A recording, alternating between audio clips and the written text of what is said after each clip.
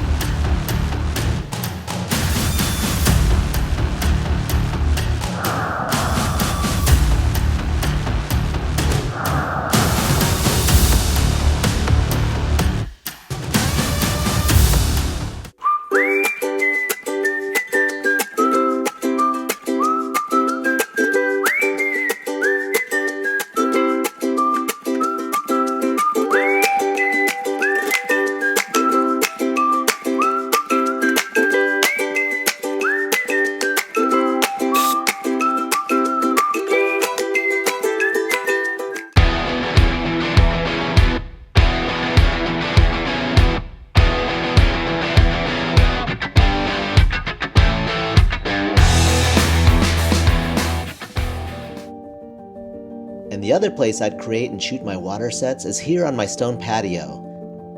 Again, just add water.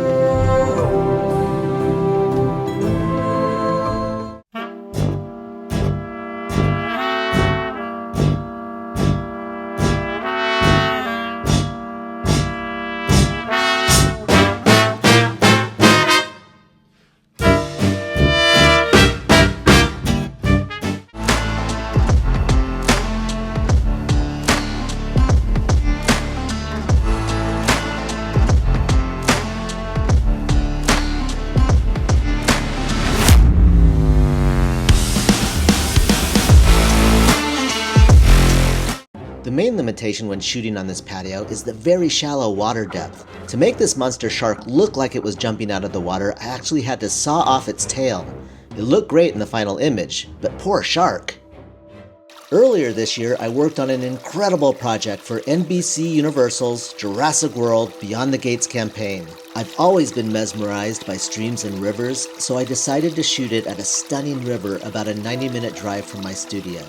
That experience of being able to feel and hear the energy of the water, of not just working on the set, but working in the set itself, is what finally convinced me to pull the trigger on what's coming next. So this has been my backyard studio for the past 10 years. I've created so many images and stories here, and as crazy as it sounds, that dead patch of grass and that stone patio have been pivotal to my journey. But that was then. And this is now. This is the toy pond. 45 feet of waterfalls, pools, and stream. Different sized pools at different depths will provide endless toy photography options. And by adding additional rocks, trees, flowers, these can dress out a set in an infinite number of ways. Will I ever shoot on my stone patio or in a mud puddle again? Absolutely. But now I won't be limited to them.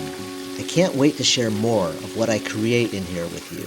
I've always been fascinated by the energy, the movement, and the sound of streams and rivers, and this now includes the one in my own backyard. For now, I'm calling this backyard waterscape the Toy Pond, a play on Koi Pond. Another name I considered was Storybrook, which is a play on storybook. Let me know in the comments what you think, or if you have any other ideas for names. I'd love to hear them. And finally, thank you to the amazing team at California Waterscapes. Watching them bring my vision and dream to life was truly awe-inspiring. And now, let's play.